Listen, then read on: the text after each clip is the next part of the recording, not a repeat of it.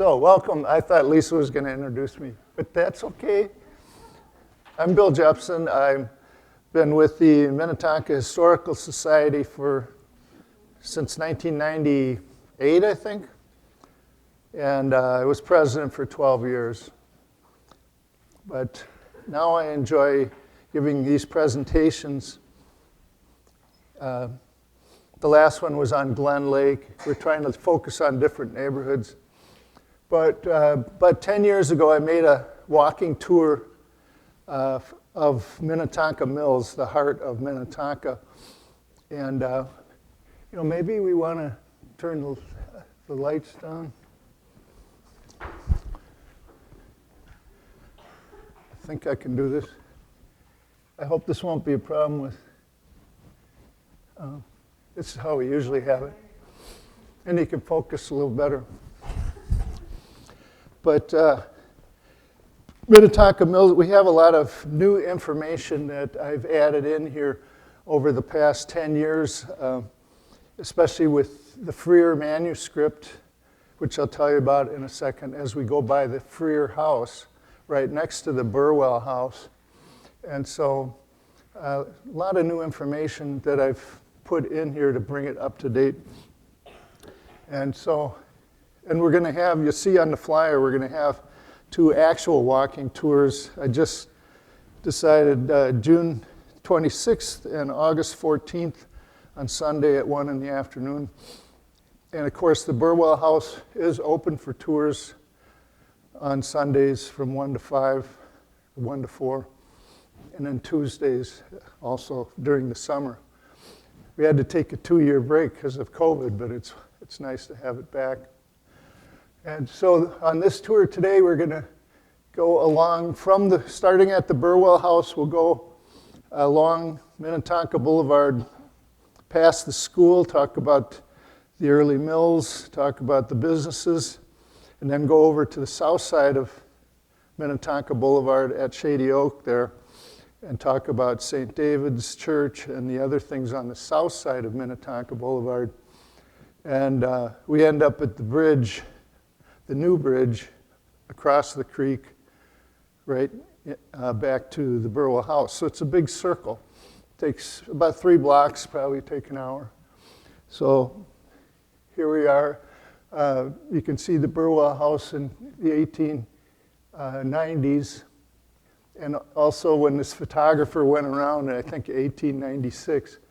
We'll go into more detail about these. But the one on the bottom is everybody's favorite because that's Minnetonka Boulevard with a little dog here that moved. He was moving, he didn't freeze for the photograph. And a buckboard, 2 buckboards, which are horse-drawn wagons going that way. And this is Station Pizza and the Dairy Queen right there. But it's actually the Freer Grocery, which we'll talk about. So let's start at the Burwell House. The house was built in 1883 by Charles Burwell. And he managed the Minnetonka Mills from 1874 to 1886. And of course, it's on the National Historical Registry now. But it used to look like this right after he built it in 1884. There was no old growth trees there. They cut them all down 10 years before that for the new lumber mill, which I'll tell you about. And it doesn't have a porch yet. That was added later in 1894. Mrs. Burwell didn't like the horses coming up to the porch there. That she thought would be kind of annoying having horses come up. It's not a problem we have today. And so it was a Victorian or Italian Renaissance architectural style, complete with a high tower with windows on all 4 sides. And Burwell purchased the 11 acres of land from Minnetonka Mills for $1,000 and built the house for $3,260. Wouldn't that be nice to have a $3,000 house like that today? Inflation. And here's a newly discovered high-resolution photograph. It may not look like that, but compared to the other one that we had, the best one, you can see many more details like the windmill on the left side, and the cottage isn't quite there yet in this picture, but so we're facing north from the south side of Minnetonka, well, the south side of the creek on Minnetonka Boulevard about. And so, and here's, of course, what it looks like today is as many as 6 Burwell family members lived in the house continuously until 1959. And in 1970 is when the city of Minnetonka purchased the house. In the upper left is a rare color photograph of the water holding tank that replaced the windmill in 1914. So, and that's the ice house in the back. The Burwell family on the porch of their house in 1896. Quite a crew here. You can see Charles in the back left with his mother, Margaret, next to him. And their 4 children, his first wife died in childbirth. So his first 2 children with her were Anna and George. And then later when she married Mary Dunham, she had Louise and Loring. And their gravesite is in Lakewood Cemetery, where you can see the dates and birth and death dates of all their family members. And here they all are, everybody's favorite photograph of them sitting, because it's casual, it isn't, it's just them having fun at a picnic right in front of the Burwell House. You can see the cottage in the back that was brought over from the other side of the creek around that time so that Charles' mother could live there. And so he's on the left here. He moved for the camera a little bit. And then Mary Dunham is at the end of the table. And here's another photograph of them playing with their pony in the yard in the 1890s with the little kids on it. And this, Louise Burwell lived alone in the house towards the end there until she sold it to the Smiths in 1959. Here she is waving from her front porch with the dog here too, the statue of the dog. And she lived in the cottage until she died in 1967. And here she is relaxing.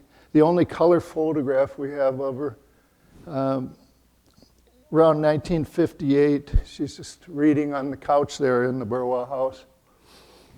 And so she sold it to the Smith family, William and Dolores Smith, with their 6 children in 1959. And so he was an artist, and he made some paintings of the Burwell House.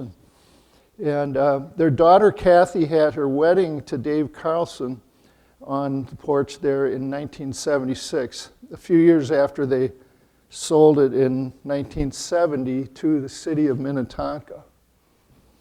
And so the ice cream social was held every June, the 3rd Saturday in June, for many, many years, from the 1970s just until a couple years ago. With COVID, it kind of made them, they were thinking of different ways to use the building, but it usually starts, the ice cream social starts with a parade led from Minnetonka Fire Department, led down Minnetonka Boulevard with all the kids on the truck there to the Burwell House. And it would include an antique fair, tours of the house, traditional musical entertainment, along with hot dogs and ice cream cones. And these top 2 pictures are from 1977 or so. And I've taken a lot of pictures through the years. It really peaked in the early 2000s. A couple years we had many hundreds of people there. And we always would have these 2 bands, this Medicine Dixieland band, I forget their name exactly, with this really funny percussionist He was very entertaining. They would sing traditional songs, and sometimes we had Victorian society would come with all dressed up in 1880s, 1890s attire. There you can see in the bottom left. In the bottom right shows Don Bates and his Minnetonka West Wind Band, which was always would finish off the afternoon with wonderful John Philip Sousa marching band songs and the Star Spangled Banner. Everybody stand up. It was really a wonderful thing to bring your kids to, like I did. I have 3 sons, and we would enjoy that every summer. They refurbished it, in the late 1990s, and just as they were about to finish, somebody that was never caught threw a gasoline Molotov cocktail into the kitchen through the window, and it started on fire. Unfortunately, somebody just happened to be coming up to Baker Road and Minnetonka Boulevard and noticed the flames and called real quick, and they came in about 4 minutes or so from Minnetonka Fire Department, so they saved it. It had just gone through, destroyed the kitchen, and was starting to go up. These are, 1883 wood, pretty dry, and so it was just going to go in. And what a tragedy that would be, because if it wasn't for the Burwell House, think about it, Baker Road and Plymouth Road would be connected probably over the big concrete bridge over the creek, and so it's a straight line kind of, and unfortunately, or fortunately actually, they saved it. Excuse me. And so they're getting dedicated here by Mayor Karen Anderson in the blue there. There's a plaque that says, "Dedicated with gratitude to the Minnetonka Fire Department for saving the Burwell House on December 10th, 1999. And of course, also next to it, the plaque for the National Register of Historic Places. So the city has a really fun new activity for the Burwell House grounds every Halloween. We had one, and then we had to skip one. And then last year they had the second one, always on Halloween. It's a big costume party with kids and 500 people. I mean, it's really, if the weather's good, it was really successful. It's called Spooktacular, and there's all kinds of activities and crafts and things for the kids to do. So encourage you to do that. So a couple of the other buildings before we start walking away from the Burwell House, the woodshed on the left, and the ice house where they had to keep the ice for the refrigerator, well, the ice box, every summer in sawdust, big, huge chunks of ice that they cut out of the lake. And so by August and September, they were melting down pretty much, but the sawdust would keep it pretty good so they could take chunks off. But that's how they kept everything cool in those days. And then, of course, the summer cottage, which was actually brought over from the south side of the creek, where it was built originally for 12 workers at the mill. And so in, I think, 1896 or so, in the 90s, it was brought over there. And that's where Margaret, Charles' mother, would stay for a number of years. But that is where we have a lot of meetings and do some work for the Minnetonka Historical Society today. And then next door, you probably remember, there's the office here of Charles Burwell, which is now the museum for the Minnetonka Historical Society. And so after you've toured the Burwell House, you can go over there and see some of the items that have been donated over the years for us to enjoy. And this is Charles there in front in 1894. This, like the cottage, was also moved from the south side of the creek. So notice the railroad tracks. That was on the tracks there, kind of right by the mill, because it was the mill office, and it was also the post office, because he was the postmaster for many years. And so but now we moved it over onto the grounds, and the Burwells did. And so the Burwell Estates sat on 11 acres. Here's a map of it, with the red being the different buildings. And to the northeast was a barn. And the only surviving photograph we have is this blurry photograph from that first one we had. You can kind of see the outline of the two-story high building. It had 8 horses and some chickens along with the farm equipment and tools. And it stood there from 1883 to 1925 when it was sold and torn down. And so now let's start our tour. Here's the Burwell House with the picture on the left where we start. And we're going to go over across the street and talk about the Freer house for a while and the Freer family.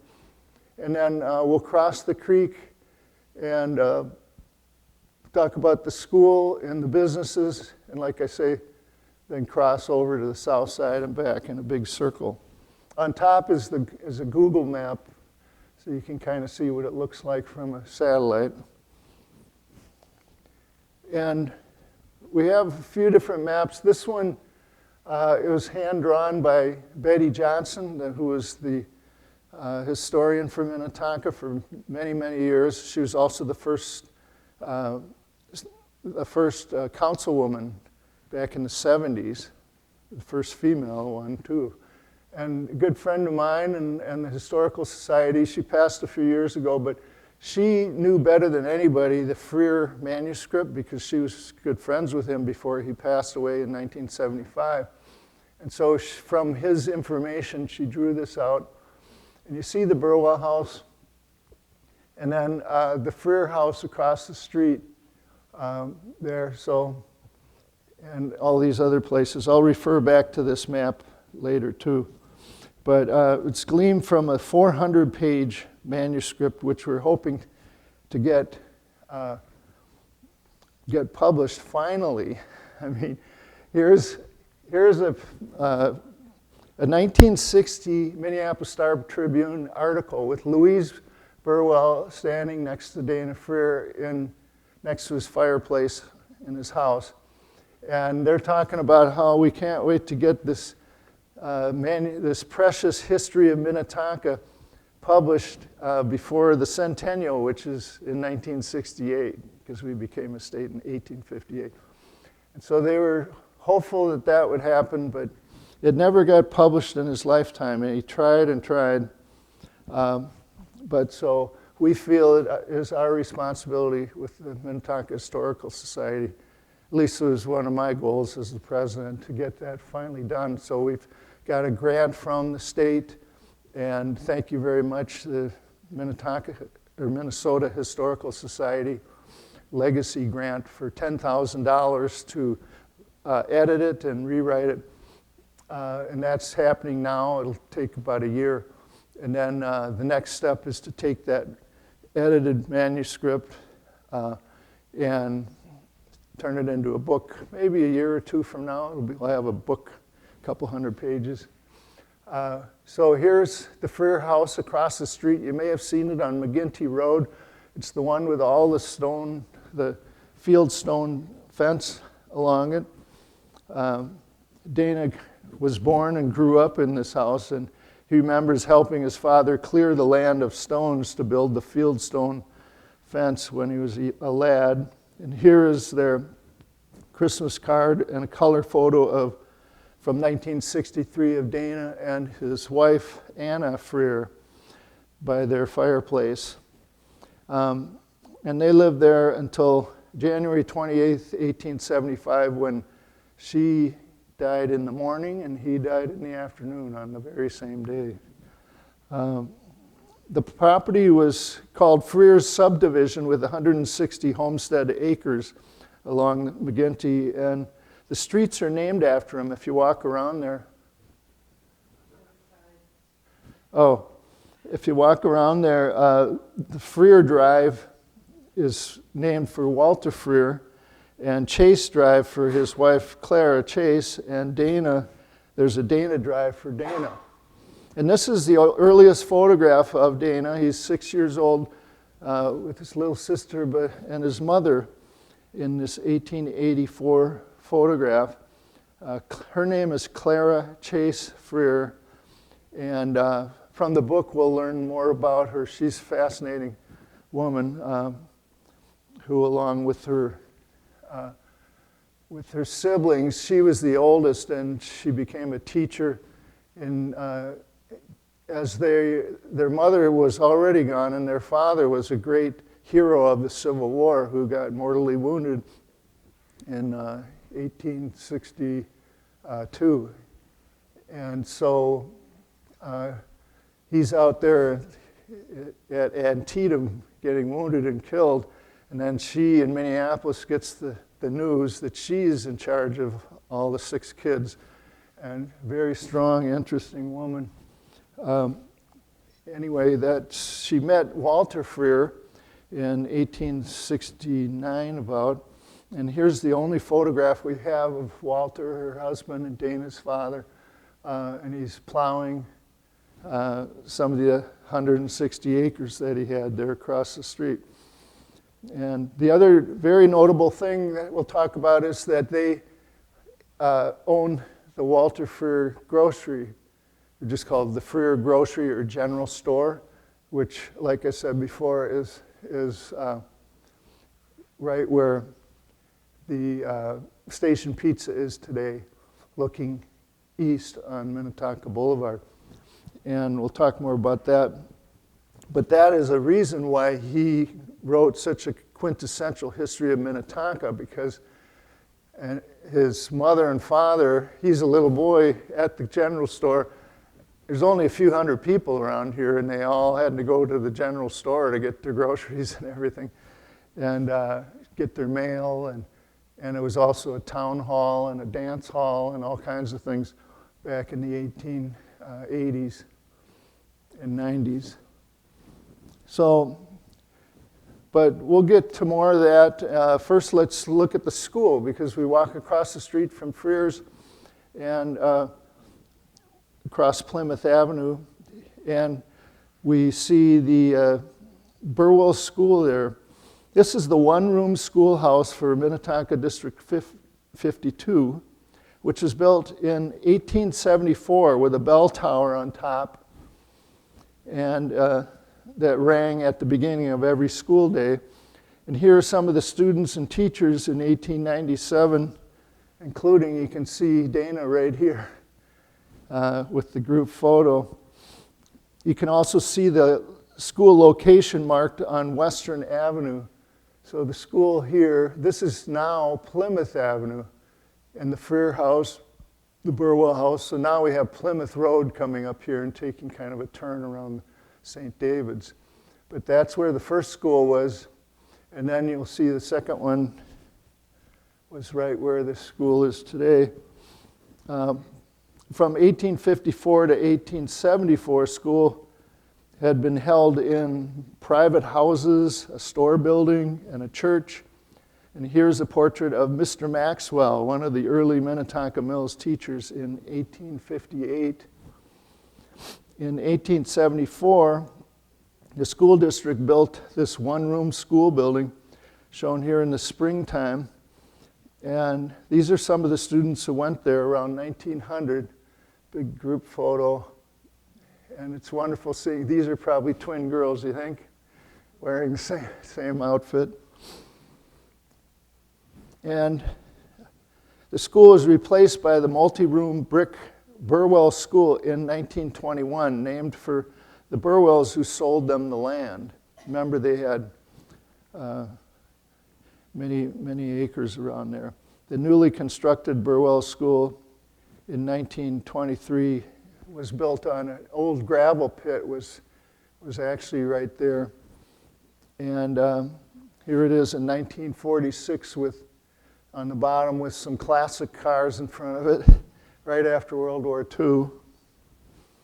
And here's a class portrait of 1927, grades 7 and 8.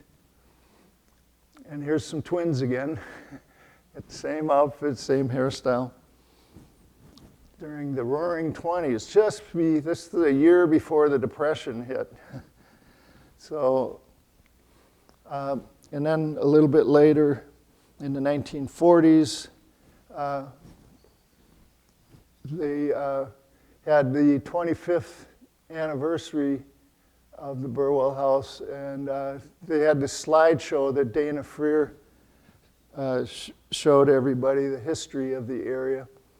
So that's kind of where he started writing his book, from that.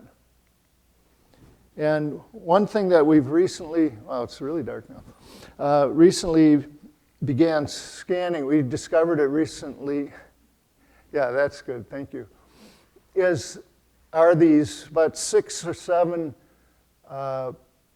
wood-bound scrapbooks from the Burwell House. And boy, are they precious. We've been scanning them. We're going to turn them into maybe a separate book or something, because they have all these handwritten captions like these around all the old black and white photographs, like this one talking about the war stamps and bonds. And they have pictures of them getting scrap metal and all kinds of things for World War II. And it really shows you what the school had to do on the home front, as all the men were over there fighting in Europe and Japan. So on the right, waiting for their food at the smorgasbord in the 1940s. But yeah, we'll be sharing those later. Here's the Burwell School today, actually called now St. David's Center. My sons went there, and I have a grandson going there now. Very, very good school. And then let's walk a little farther now across the bridge and into the Pavilion Park here. You've probably seen the pointed little gazebo here. And there's the Burwell School across the creek to the north. And so let's talk a little bit about the very earliest people to live in this area, the Native Americans. So here's an 1864 photo of Chief Shakopee, like the city was named after him, the town, who sometimes led his Dakota warriors across the creek here on the way up north to battle with the Ojibwe. He was a Dakota near Mille Lacs. So let's talk about that a little bit. The Native Americans lived along this creek, and they had a pathway, an important road at this point, because it has the fastest water, kind of a creek, but it's also skinnier, and so they could hop across the rocks. And so the trail from Shakopee all the way up to Mille Lacs was across the creek at this point. And of course, they're also avoiding Lake Minnetonka, so they're on the east side of it here. And so looking back 3 lifetimes to the 1820s, we would have seen the Native Americans here playing lacrosse on a frozen creek, and here they're fishing from their canoe. And there were 2 tribes, main tribes in Minnesota. To the north and all the way to the east through Wisconsin in southern Canada are the Ojibwa. They're the same thing as Chippewa, which is an alliteration by European Americans who just had trouble saying Ojibwa, Chippewa. And, but they were mostly woodland Native Americans who hunted deer and lived off the forest, and also canoed. They had their birch bark canoes. This is one named Arrows, I forget what. Oh, here. Arrow Maker, that's right. Great color photograph of it, actually colorized photograph. And so you can see the line between the green and the north is, and it kind of followed the Mississippi River. And as the plains start to the southwest, that is where the Dakota lived. And so the Dakota were more of a plains Native American, and they, when they got the horses in the 1860s and 1870s, the horses came up because they were freed by or lost by the Spanish down south in Mexico, and they kept going farther north. So it was they had been here for 10,000 years, but only the last couple hundred years before the Europeans came did they have horses. And then they had rifles. But before that, for many hundreds, thousands of years, they would shoot buffalo by walking up to them and hiding, kind of with bow and arrows. Because they didn't have horses and guns, but once they did, then they were able to really feed themselves with the buffalo. And this is a picture, a painting by Charles Russell in 1897 of a Dakota chief. And on the bottom is Seth Eastman, the great artist of Native Americans around the area. And that's a Dakota village. And what I was saying before, here's Minnetonka, and the trail goes right through here from all the way up to Mille Lacs, so north of the Mississippi, northeast, these are the Ojibwe, and they would fight with the Dakotas who were along the Minnesota River here where it enters at Fort Snelling. Today it enters the Mississippi River going south. And so, and we have an eyewitness story that's really wonderful from these two women who in their 90s, this is in the 1940s at that remembrance that Dana Freer was giving at the Burwell House. And so they're 94 years old, and they're the Atwood sisters, Jenny Atwood Pratt. And speaking in 1943, they recalled going up to a camp, which was right where the Freer house is now. That was kind of a hill. And so there was an Ojibwe camp there, temporary, because they had just crossed the creek from coming from a battle in Shakopee, and they had this scalp dance going on. And here they're living right where the Burwell School is now, and there's hardly any European settlers here yet, but they remember for 2 nights they were screaming and dancing and celebrating with a lot of scalps from the Dakota on the end of these pikes here. And so she says it was a particularly bloody battle between the Ojibwe and the Dakota, and she saw the Indians with their gory scalps of their vanquished enemy dangling from their belts. We children, Jenny, Ella, and Emma, there were 3 daughters there, ran screaming into their house. The natives were painted one side of the face yellow and the other side green. My mother tried to help some of the wounded by taking them some hot soup, but it didn't seem to do much to ease their suffering, unquote. So Dana recorded some of their remembrances there. But it's funny, it's interesting to think about that today. Question?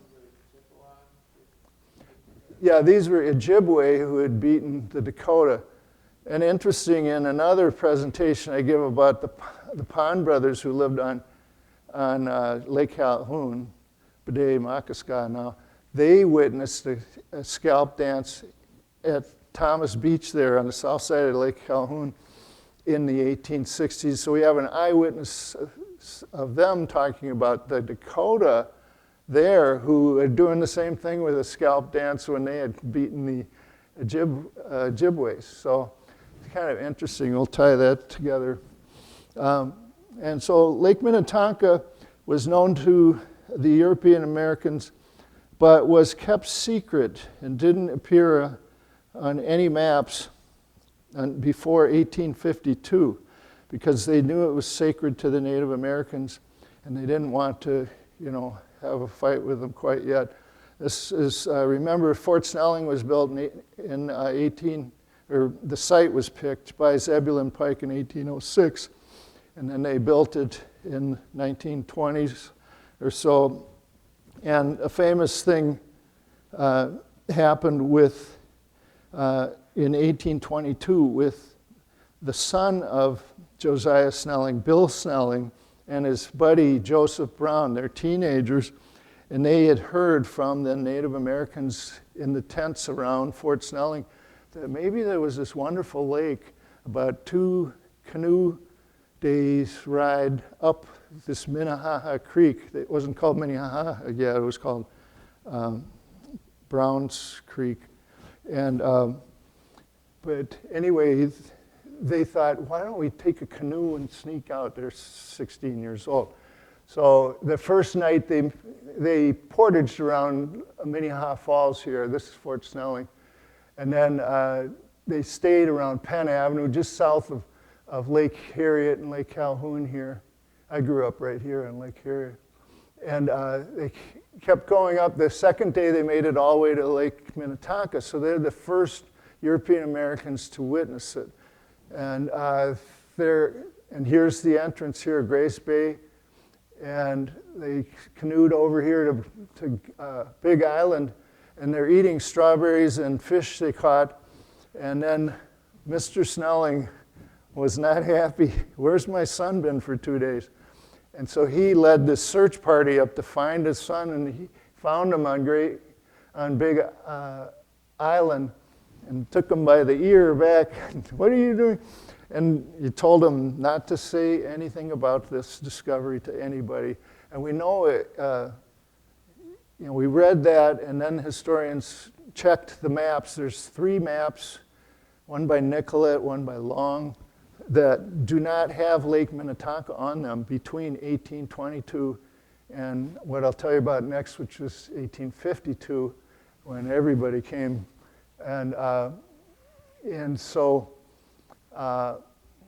it's interesting that they found this, but they kept it secret until 1852, or 1851, when the Treaty of Traverse des Sioux was signed, which opened up white settlement west of the Mississippi.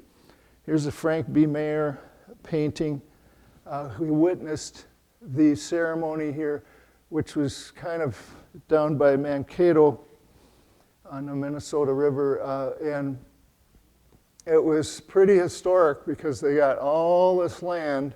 Previously, all they had was around Fort Snelling, but now they have everything south, including all of Minneapolis today and Minnetonka as we speak. And then a few years later, 1855, you can see they got the rest of Minnesota.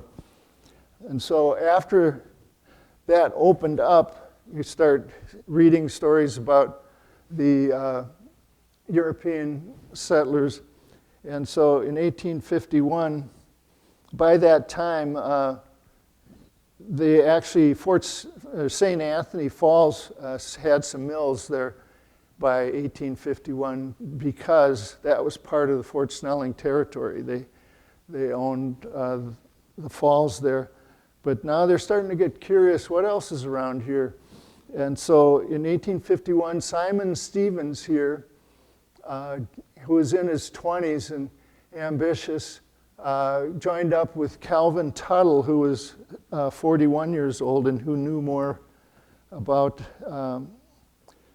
the wilderness. And they got together and took off looking for this rumored lake. It was just a rumor that there was this huge, beautiful lake. And so it was about 30 miles west of Fort Snelling. And now, or that's what they thought where it was. So the two of them took off. They thought it would be, would take many days to get there because they weren't sure how far away it was. But on the first day, they took off from here. By the first day, they made it to our site here, Minnetonka Mills, and then started walking up and discovered the lake, rediscovered the lake, of course. It had been owned by the Native Americans for 10,000 years. And so they chose the site for the mills here and where the Burwell House is now. And an interesting side note is that this may look a little familiar to you because it's been restored. This house is of Simon Stevens' brother, John Stevens, who famously had built the first house on the west side of the Mississippi River in what is today Minneapolis. So it was really St. Anthony was a town at the time on the north side by the mills, and then he's the first one to venture out. And so they left from the house looking like this. There's a photograph right around that time. And they made it to here. This is John Stevens, his brother. So yeah, Simon Stevens. And then they built a shanty, a claim shanty here. And this is a contemporary painting of what a claim shanty looks like with the woman and her husband here. Just kind of a lean-to roof. And another example of what it would look like is this trapper's cabin, which has been preserved in Wayzata at the Wayzata Park there, Shavers Park, on the east side of, or the west side of Wayzata. And this, it also might have looked like this, which is a photograph I took of the oldest building. This is new information. Over by Glen Lake is this log cabin. It used to be a cow barn, and we think it's as old as 1870s or so, built with the logs cut, you know, and interlaced there. And so this is pretty, it's right to the southwest of the Unmapped Brewery is right over there, and all those businesses are only a couple hundred yards away. And so in this shanty, which also located, so we're standing here in the Mill Park, the pavilion, and you can look across at the Stevens Shack that we're talking about here, because that's the first building in the area. And that's in April of 1852, so the year after it was all opened up. And then here comes the future governor, Alexander Ramsey, and with a huge party. Then now that it's been discovered, he wanted to see it personally, so they came up. And while they were in this shanty here in Minnetonka Mills, they thought to themselves, what should we name this lake? And instead of naming it Ramsey Lake, which credit to him, he said, why don't we keep the Native American name? It means big water. Minnetonka means big. And so that's a great thing that he kept the Native American names, I think. And and here's the map drawn of the area showing the Stevens Shanty. And it's located, this house is where it is now. The location of the shanty is underneath here, or actually just to the east of it a little bit, right here, and it's the Quam house. Later, the Quam's family owned the gas station by the Glen Grocery. But this is Shaver. So James Shaver here, he helped build the first mill. And so he joined up with Stevens and Tuttle. And so in the following September of 1852, work was commenced upon the dam by Stevens, Tuttle, Shaver, and also Amos Gray, which I'll show you here, who Gray's Bay was named after. So the dam was completed about January 1st, in the middle of the winter, 1853, and the mill commenced sawing early the next summer. So you can imagine all this old growth, beautiful, huge trees, 300 years old around Lake Minnetonka. And they thought, oh, this is going to be easy. In the first winter, we just cut them down, put them out onto the lake, draw them, because they had horses, so they draw the logs out onto the lake and then wait for spring. It melts, they start floating, and where do they go? They go down the creek right to this spot. It's the perfect spot for a lumber mill right here, because so then, unfortunately, they just clear cut everything, and but in those days that was a lot of money for all that wood. Which then, when those logs built the early Minneapolis, including that Hennepin Avenue Bridge, and so, yes. Oh, right here. We're going to talk about that in detail. It's Plymouth Road as it intersects Minnetonka Boulevard here. This is, the red line is the Native American Trail right here. And so we're standing here on the walking tour, and we're going to talk more about that. One other thing that was built at the time was the Minnetonka Hotel, because the shanty was too small for all the workmen who needed to build this huge sawmill. And so they had this Minnetonka Hotel right there, and it looked like this later, as it was remodeled for a family, the Raymond family, and then it was moved over here for many years, and until just about 30 years ago. So it had a long life, this Minnetonka Hotel. But and let's see. So in the spring of 1852, James Shaver staked out the first claim on Lake Minnetonka at Gray's Bay, where he built a log cabin and later started his big family. And here the Shaver twins were the first white children born in Minnetonka Township, and they were a curiosity because they were twins, and Native Americans had never seen twins before, apparently is what it says here.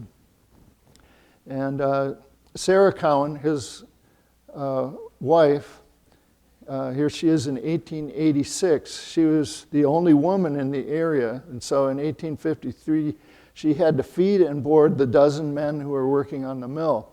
She butchered the wild ducks, she scaled the fish, she baked the bread and the pies, 3 meals a day for 12 men. So, and taking a look at some more of these pioneers, here's Amos Nixon Gray, namesake of Gray's Bay, who was the millwright, who knew everything about how to build a mill. They had come from Pennsylvania. And his wife is Susan Cowen, the sister of James Shaver's wife, Sarah. So there's Sarah and Susan Cowen. And so they were the first to settle here in the 1850s. And the corner of Minnetonka Boulevard, right about here, when it hits the lake, and 101 is called Cowen's Corner because her brother, William, had this chunk of land, actually all this land. So it's their brother, William, here, and she's his sister, is living over here with Gray, and then James Shaver with his other sisters here. So all the Cowens, and another Shaver lot up here, and McGinty from McGinty Road. And so, and then he's married to Mary Freer Cowen, Mary Freer, so Walter's sister. So really these families come and they all intermarry. It's kind of interesting. Oh, well, Minnetonka is it would be all of this. It's the only part of Minnetonka is the northwest side of it. The only part that is part of Lake Minnetonka is the northwest corner of the city of Minnetonka today. And so if you draw there's other maps I have, but if you drew the border of Minnetonka City, Wayzata starts over here, and Deep Haven starts over here. But anyway, so we just have Gray's Bay, and so it's all this to the east. We're standing right here about in Minnetonka Mills right now.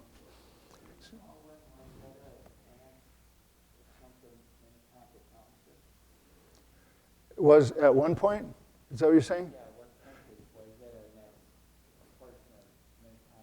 Yeah, that was a problem in the 1950s, why we had to become a city, and that's a whole other presentation I have, because Wayzata was encroaching, Hopkins was, Plymouth, they were all eating up Minnetonka. They said, hey, we got to solidify our city here by becoming a city instead of a township, which they were up until the 1850s. So yeah, Wayzata was encroaching. But anyway, here we're standing right here, and let's look at these, the mills here. 1880 map here showing where the shanty was right here, and the sawmills were built right here. And next to it was, in 1855, was a furniture factory. And you can see this house is called the Atwood House. Those were the sisters who witnessed the scalp dance of the Native Americans, which is right where the fur house was. And anyway, the Atwoods are right here.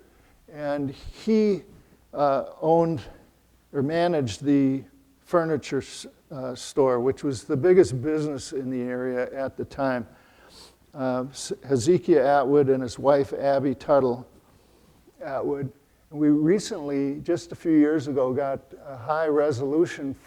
Previously, we only had this high resolution photograph of Abby Tuttle Atwood, whose father was Calvin Tuttle, and then she married Atwood, who's notable because this furniture factory made chairs and tables and beds, and they were all hauled into Minneapolis by oxen team in the 1850s. And in 1857, 30 or more skilled workers turned out 200 beds and 1,000 chairs each week with a maximum of 100 employees. So that's the busiest Minnetonka Mills ever got. This was the largest single business in the county, and one reason it was called Minnetonka City back then. Hezekiah died tragically from pneumonia after falling in the lake because he would walk on the logs to kind of pick out the ones we needed for this type of furniture. And so he's walking along there, he fell into the lake, froze, and died of pneumonia in 1857. Here's a crib, one of the cribs that they made, one of the only photographs we have. So this is the sign that is right there in the Pavilion Park. And the lumber mill was partly destroyed by fire and closed for a number of years, leaving Minnetonka a deserted village due to a combination of factors: the death of Mr. Atwood, and then the Civil War, recession in the 1860s and all that. So fire destroyed it. And then now it's going to turn into a flour mill by starting with, well, a number of people, but starting with Thomas Perkins, who, after the fire, built a 3.5-story flour mill and cooper shop. And at the peak of its production, 1880, it had 400 barrels of flour a day, employing 18 men. They made this famous snowball flour, which is priced at $3 for 100 pounds. And the local farmers were paid $1 per bushel of wheat. And so sometimes there were 60 wagons or sleds that would be lined up for a mile or more along the roads leading to the mill, waiting for their turn to turn their wheat, their high-quality wheat, into flour. That's just a picture of a painting of another typical mill. In the Star and Tribune, they had this great depiction of what the mill looked like at the time. This is Plymouth Road again, and this would be Minnetonka Boulevard. It wasn't really in existence yet. And this backed up water here was actually navigable all the way to Wayzata and Excelsior. So you could get in a boat in front of the Burwell House here, and because of the dam, go all the way into the big lake. So that was an important factor of the growth of Minnetonka Mills. And they had a number of mills owners, but this is what it looked like in a photograph. I placed it just from the same view from this park looking towards the Plymouth Avenue Bridge. That's what you would have seen in the 1870s. Is one of the One of the only things that still exists from the mill, the evidence of it, is this hole here where is drilled in to put a foundation log to hold it up. There's just very little evidence that it's there today. But this is a great photograph of what it looked like at the time. And this is from the Burwell House looking southeast towards Plymouth Road here and the railroad again. And there's the office of Charles Burwell, like I was saying before. It was moved to the Burwell grounds now.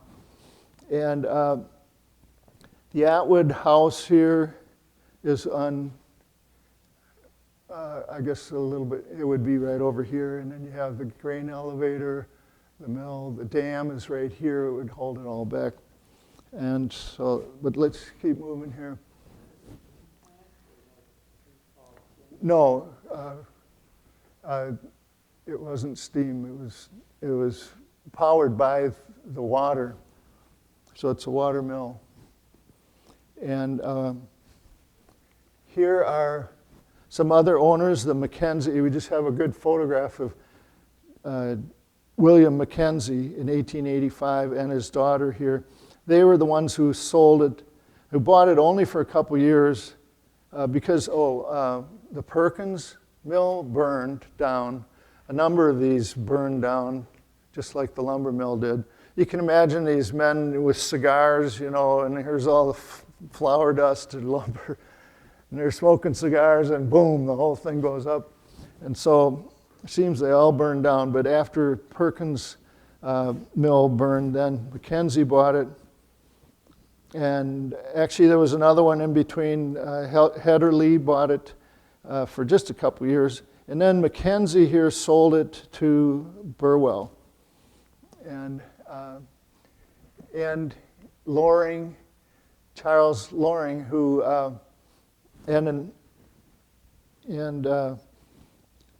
Loring is very famous, of course, for Loring Park and for starting the park system that we enjoy around Lake Harriet, Calhoun.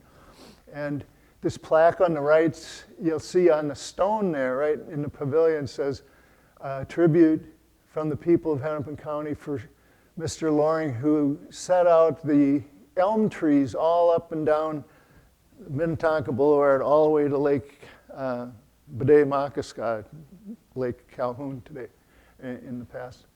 And so he owned this mill along with Burwell and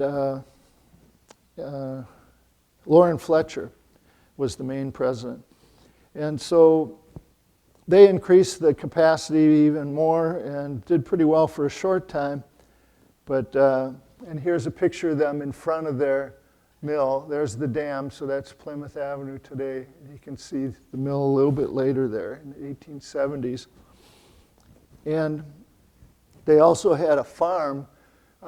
Here on this map, here's where we're standing in the pavilion by the mill, and just south of here by Inverness and Baker Road was this farm, and we weren't sure who owned it, but we see on the back of the photo is the label haying on Campbell Farm, so we think it's the Campbells. It's a great photograph of them all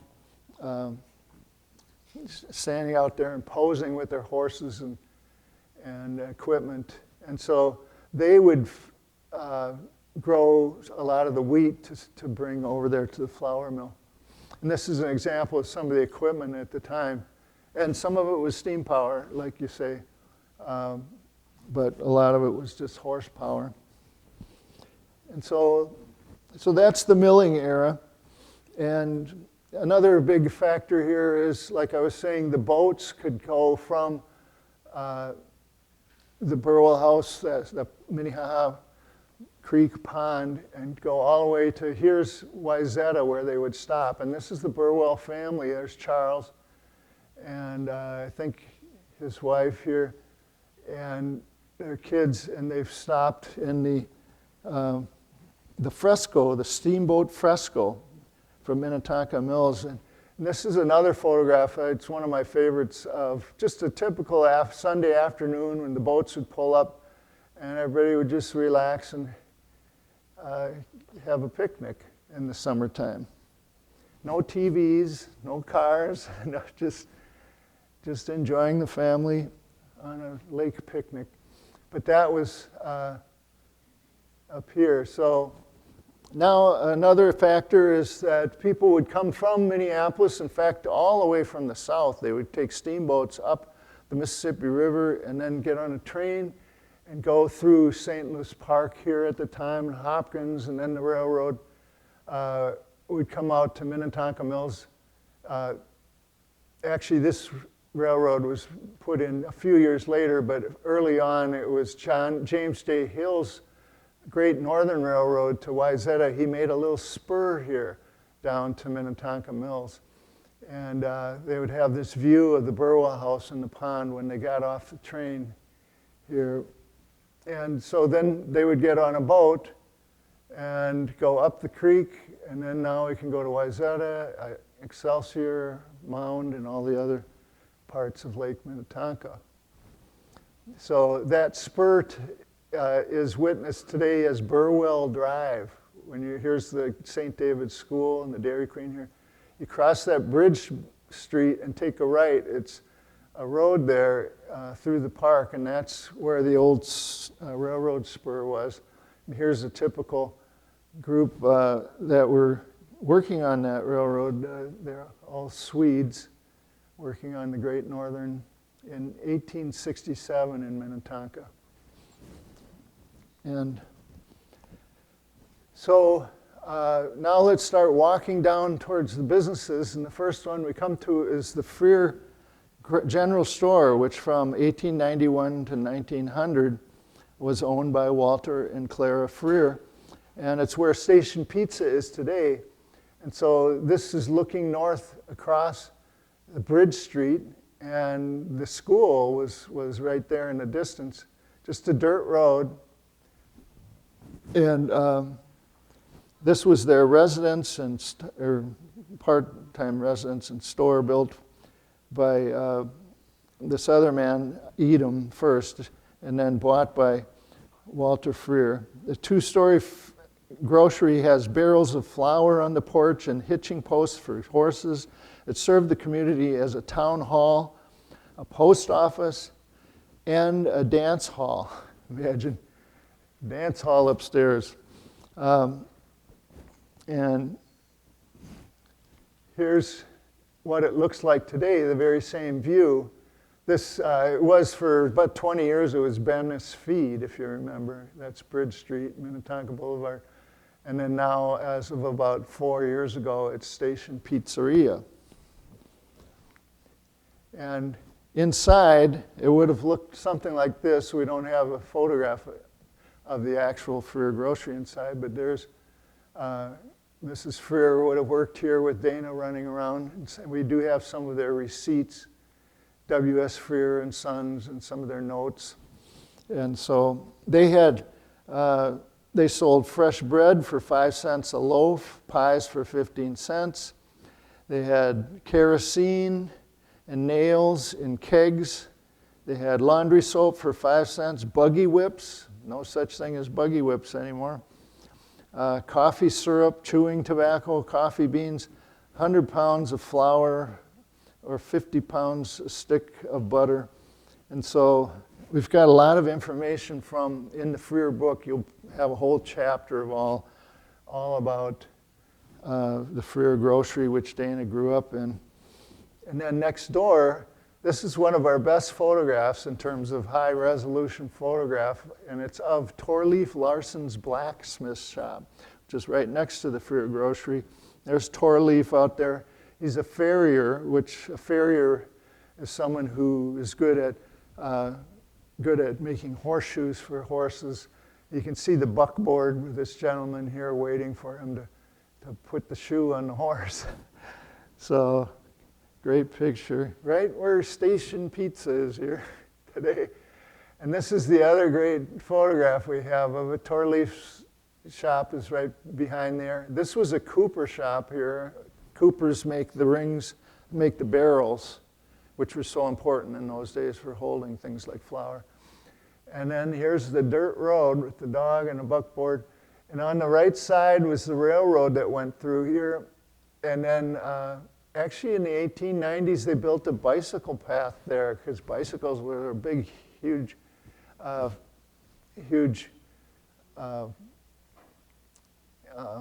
they were a huge fad back then in the 1890s.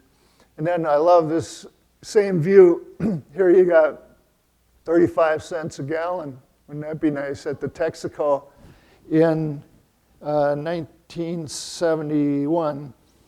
And then 2005 here is the same view with Bennis Feed and the Dairy Queen. So you're familiar with that. And right there, next to the Dairy Queen, here's the Burwells on a bicycle outing. They could go from Cowen's Corner, Highway 101, all down Minnetonka Boulevard to Lake Calhoun in the day. And so there was a well between Station Pizza and Dairy Queen, and they would get a fresh drink of water there. Here's the group with Charles Burwell here in the middle, and Louise Burwell, his daughter here, and Loring, and the others, with this new invention, the bicycle. And then it kind of went away, the bike trails, until about the 1970s. They rebuilt them up again on the old railroad tracks. And here's a view looking from the south side of Minnetonka Boulevard at the businesses now. And you notice the shape of these buildings as we look at an older photograph. Right here, this Fairway Grocery in the 1940s is now the People's Organic. And this Hot Point Appliances and Hardware store is your Art's Desire frame shop, which I just noticed today is being sold, apparently. So, and this building here was is now an auto garage. It was an auto garage back in with the door here to drive your car in and get it fixed. And that's the Dairy Queen today. And we recently found this other photograph we didn't know we had of the Hagen Hardware in this business book of Minnetonka Mills from 1948. So you kind of can see the same brick building that's the Art's Desire today. And here's the other businesses. There used to be a mill, a wooden mill, but that's been taken down now, next to Glenn's Grocery and gas station there. And so now let's walk a little farther and cross the street at Shady Oak and finish up. Just going down here, we have the bicycle path, which has been built on the railroad track. My wife and I take it, we start here, and we either take a left and go to one of the brewery in Hopkins, have a beer and come back, or we take a right, like this guy is doing, and go all the way to Maynard's on Lake Minnetonka or Excelsior. That way it's about a half an hour to ride your bike, but it's a great exercise, and we're glad that they did that. Betty Johnson was integral as the councilwoman in the 1970s for getting that started, and the whole trail system, which we really enjoy here in Minnetonka. And so we're going to head down here, and on the left we first see St. David's Episcopal Church and the ICA food shelf. And this church is here because in 1952, here's Louise Burwell and her brother George as they donated this land. Remember, he had 1,000 acres, and so, and she passed away in 1967, so she donated it. Here's the St. David's officials there at the groundbreaking.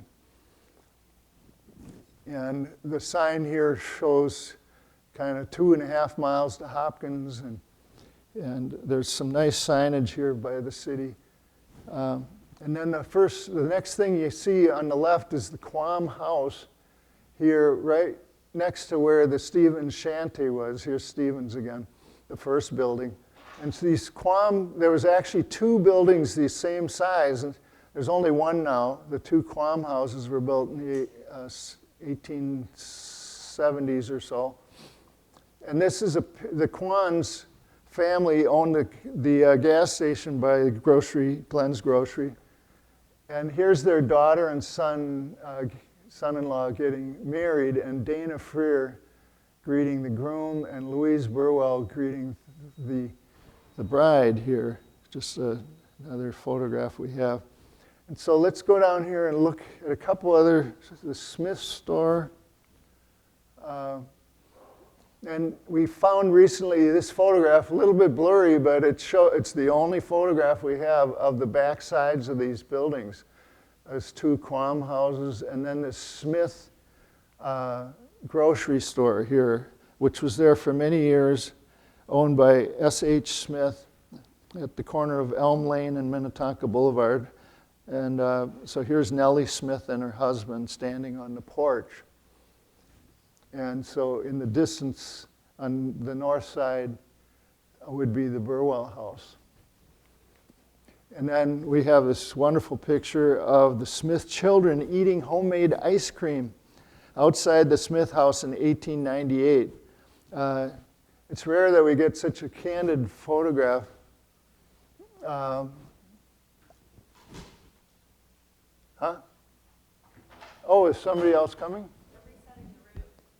Oh, okay. All right. Well, could you turn that down just for... I had no idea.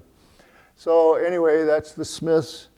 And as you go down the street, you see a couple other buildings. The Mills Church and the Old Town Hall are here. This is another map. They're resetting the room for the next event. Oh, I thought I had 2 minutes. I don't even have 2 minutes. Oh. I know, and I'm going to quickly go through the last part.